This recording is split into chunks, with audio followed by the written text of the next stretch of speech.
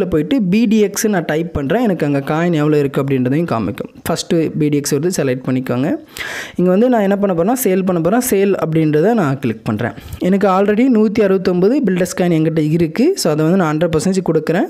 உங்களுக்கு வந்து எவ்வளோ டாலர்ஸ் அப்படின்றதையும் காமிக்கும். 50% கொடுத்தா எவ்வளோ டாலர்ஸ்ன்றதையும் காமிக்கும். மேலே லிமிட் மார்க்கெட் அப்படின்னு ஒரு ஆப்ஷன் இருக்கும். நான் அது அப்புறம் சொல்கிறேன் லிமிட்டுக்கும் மார்க்கெட்டுக்கு என்ன டிஃப்ரெண்ட்னு. நான் இப்போ லிமிட் அப்படின்றத வச்சு 100% கொடுத்து நான் சேல் அப்படின்றத கொடுத்துறேன். இப்போது சேல் அப்படின்றத கொடுத்தோன்னே எனக்கு ட்ரேடிங் பாஸ்வேர்டு கேட்கும். ஆல்ரெடி எல்லாருக்கிட்டையும் ட்ரேடிங் பாஸ்வேர்டு இருக்கும். ட்ரேடிங் பாஸ்வேர்டு கொடுத்ததுக்கு அப்புறம் எனக்கு ஆர்டர் வந்து தான் ப்ளேஸ் ஆகும். உடனே வந்து எனக்கு அந்த காயின் வந்து சேல் ஆகுது. இங்கே வந்து பார்த்திங்கன்னா எனக்கு பில்டெக்ஸ் அப்படியே தான் இருக்குது. என்னோடய ட்ரேடிங் அக்கௌண்ட்டில் பில்டெக்ஸ் அப்படியே இருக்குது. என்ன பிரச்சனை அப்படின்னு போயிட்டு மறுபடியும் இந்த ஃபேவரட்ஸில் நான் பில்டெக்ஸ் செலக்ட் பண்ணி வச்சுருக்கேன். சூஸ் பண்ணிவிட்டு கீழே சேல்னு கொடுக்குறேன். கீழே வந்து பார்த்திங்கன்னா ஆர்டர்ஸில் இருக்குது. ஏன்னா நம்ம லிமிட் ஆர்டர்ஸில் போட்டிருக்கோம். 10 ரூபாய்க்கு விற்று அப்படின்னா அது 10 ரூபா வரும்போது விற்கும். அது உடனே 11 ரூபா போச்சு அப்படின்னா அப்போ விற்க முடியாது அதில். ஸோ ஏன்னா நீங்கள் லிமிட் அப்படின்னு போட்டிருக்கீங்க. இப்போ நம்ம இதை இன்ஸ்டண்ட்டாக சேல் பண்ணணும் அப்படின்னா நம்ம மேலே லிமிட் அப்படின்றத கிளிக் பண்ணி மார்க்கெட் அப்படின்றத சூஸ் பண்ணிவிட்டு இங்கே 100% கொடுத்தீங்கன்னா வராது. ஏன்னா கீழே ஆர்டர் ஆல்ரெடி இருக்குது. அதை கேன்சல் அப்படின்றத கொடுத்துட்டு அதுக்கப்புறம் தான் வந்து நம்ம மேலே போய்ட்டு 100% கொடுக்கும்போது காயின் வந்து இங்கே ஷோ ஆகும். இப்போ 100% கொடுத்துட்டு சேல் கொடுங்க. வித்தின் ஏ செகண்ட் எந்த செகண்டில் வந்து அது சேல் ஆச்சுன்னு கூட காமிக்காது.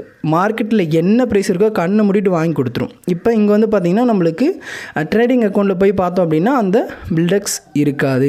அதுக்கு பதிலாக நம்ம எவ்வளோ பார்த்தோன்னா 6.3 சம்திங் ஏதோ வந்து டாலரில் பார்த்தோம். ஓகே 6.36 அப்படின்ற டாலர் வந்து நம்மளுக்கு பில்டெக்ஸ் காயினை சேல் பண்ணதுனால கிடச்சிருச்சு. ஓகே இப்போ இந்த டாலர் வந்து நம்ம என்ன பண்ண போகிறோம் அப்படின்னா மெயின் அக்கௌண்ட்டுக்கு மாற்றணும். மேலே அப்படியே ஸ்க்ரோல் பண்ணி ட்ரான்ஸ்ஃபர் அப்படின்றத கிளிக் பண்ணி மேலே USDTன்னு ஆல்ரெடி இருக்குது. அதை செலக்ட் பண்ணிக்கோங்க. இப்போ ஆப்போசிட்டில் இருக்குது. ஏன்னா மெயின் அக்கௌண்ட்லேருந்து நம்ம ட்ரேடிங் அக்கௌண்ட்டுக்கு மாற்ற போகிறது இல்லை. இப்போ ட்ரேடிங் அக்கௌண்ட்லேருந்து தான் மெயின் அக்கௌண்ட்டுக்கு மாற்ற போகிறோம். அப்போ அந்த ஏரோ மார்க் சைடில் இருக்கிறத கிளிக் பண்ணிங்கன்னா அப்படின்னா அப்படியே தலைகளை மாறிடும். இப்போ ஆல் அப்படின்றத கொடுத்துக்கோங்க. எவ்வளோ மாற்றணுன்னாலும் மாற்றிக்கோங்க. கொடுத்துட்டு ஆல் கொடுத்துட்டு கன்ஃபார்ம் அப்படின்னு ஒரு ஆப்ஷன் இருக்குது. அதை கொடுத்துருங்க.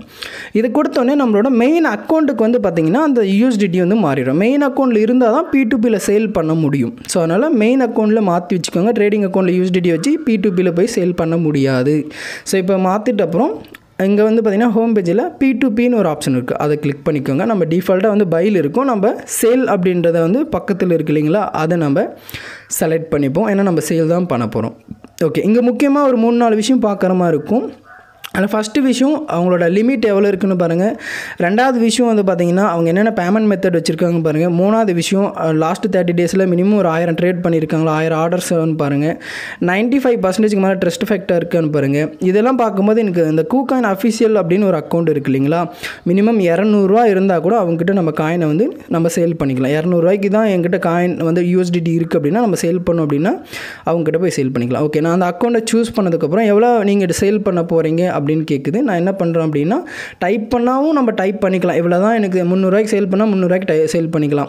இல்லை நான் ஆல் அப்படின்றத நான் கொடுக்குறேன். ஏன்னா ஃபுல்லாக நான் சேல் பண்ணுறேன் அப்படின்னா ஆல் அப்படின்றத கொடுத்துட்டு கீழே சேல் நவ் அப்படின்னு ஒரு ஆப்ஷன் இருக்குல்ல, அந்த சேல் நவ் அப்படின்றத கொடுத்தீங்கன்னா உங்களுக்கு அந்த ட்ரேடிங் பாஸ்வேர்டு கேட்கும். அதை கொடுத்ததுக்கு அப்புறம் வந்து பார்த்திங்கன்னா உங்களுக்கு அந்த அமௌண்ட் வந்து அதாவது அவருக்கு வந்து சென்ட் ஆயிரும். அமௌண்ட்டுனா ஃபுல்லாக ரிலீஸ் ஆகாது. உங்களோட டீட்டெயில், உங்களோட பேங்க் டீட்டெயில், இந்த விஷயங்கள் எல்லாமே அவருக்கு வந்து சென்ட் ஆயிரும். இப்போ வந்து நான் கனடா பேங்க் டீட்டெயில்ஸ் வந்து நான் கொடுத்துருக்கேன். அப்புறம் அவர் வந்து சேட்டில் போயிட்டு நம்ம அவர் மொபைல் நம்பர் வந்து அவர் கேட்டிருக்காரு. சேட்டை கிளிக் பண்ணோன்னா அவர் எதனா சேட் பண்ணாரா காமிக்க அது நம்மளுக்கு மொபைல் நம்பர் கேட்டிருக்காரு. நம்ம மொபைல் நம்பரை வந்து கொடுத்துருவோம். ஏதாவது சம் இஷ்யூ நம்ம பேமெண்ட் நம்மளுக்கு சென்ட் பண்ணுறது இல்லை ப்ராப்ளம் அப்படின்னா அவர் நம்மளுக்கு கால் பண்ணுவார். இப்போ பேமெண்ட் நம்மளுக்கு பேமெண்ட் பண்ணதுக்கப்புறம் நம்மளுக்கு ஒரு நோட்டிஃபிகேஷன் மாதிரி ஒன்று வரும். ஸோ அந்த KuCoin அஃபிஷியல் அவர் சைடில் இருந்து நோட்டிஃபிகேஷன் வரும். அந்த நோட்டிஃபிகேஷனில் வந்து பார்த்திங்க அப்படின்னா உங்களுக்கு காயின் அமௌண்ட் அனுப்பிட்டு நீங்கள் கிரிப்டோ வந்து ரிலீஸ் பண்ணுங்கன்னு சொல்லும். ரிலீஸ் கிரிப்டோ அப்படின்னு இருக்கும். அதுக்கு முன்னாடி பேமெண்ட் நீங்கள் செக் பண்ணிக்கோங்க. அவர் சென்ட் பண்ணிட்டேன் அப்படின்னு சொல்கிறாரு. நீங்கள் போய்ட்டு உங்களோட கூகுள் பேவிலையோ இல்லை ஃபோன்பேவிலையோ இல்லை பேங்க்லேயோ வந்து செக் பண்ணிக்கோங்க. செக் பண்ணதுக்கு அப்புறம் ரிலீஸ் கிரிப்டோ கொடுங்க. அந்த குட்டியாக ஒரு ஐக்கான் மாதிரி இருக்கும். அதை கிளிக் பண்ணி நான் ரிலீஸ் அதாவது கிரிப்டோ ரிசீவ் பண்ணுறேன்னு சொல்லி அதை வந்து கிளிக் பண்ணிவிட்டு அதுக்கப்புறமேட்டுக்கா வந்து பார்த்திங்கன்னா நீங்கள் அந்த கன்ஃபார்ம் கொடுத்துட்டு அதுக்கப்புறமேட்டுக்கு உங்களோட ட்ரேடிங் பாஸ்வேர்டை போட்டு நீங்கள் உங்களோட USDT வந்து ரிலீஸ் பண்ணுங்கள். அதுக்கு முன்னாடி நீங்கள் ரிலீஸ் பண்ணாதீங்க. உங்களோட பேங்க்கில் கன்ஃபார்ம் பேமெண்ட் வந்திருக்குன்னா மட்டும் நீங்கள் பார்த்துட்டு அதுக்கப்புறம் ரிலீஸ் கிரிப்டோ அப்படின்றத கொடுங்க. அதுக்கப்புறம் ட்ரேடிங் பாஸ்வேர்டு போடுங்க. அதுக்கப்புறம் தான் வந்து உங்களோட USDT வந்து ரிலீஸ் ஆகுமே தவிர அதுக்கு முன்னாடி உங்களோட USDT ரிலீஸ் ஆகாது. ஸோ நிறைய பேர் வந்து பார்த்திங்கன்னா ஏமாத்துறதுக்கான சான்சஸும் இருக்குது, வேறு ஸ்க்ரீன்ஷாட் அனுப்புறதுக்கான சான்சஸ் இருக்குது. பட் கன்ஃபார்ம் உங்களோட பேங்க் அக்கௌண்ட்டில் பேமெண்ட் வந்திருந்தால் மட்டும் ரிலீஸ் கிஃப்ட்டை கொடுத்து உங்களோட ட்ரேடிங் பாஸ்வேர்டு கொடுத்து ரிலீஸ் பண்ணுங்கள். இந்த வீடியோவில் வேறு ஏதோ டவுட் இருக்குது அப்படின்னா மறுபடியும் ஒரு டைம் பாருங்கள், கிளாரிட்டி கிடைக்கும். இல்லை அப்படின்னா கீழே கமெண்ட் பண்ணுங்கள், நான் அதுக்கும் தனியாக வீடியோ போடுறதுக்கு ட்ரை பண்ணுறேன்.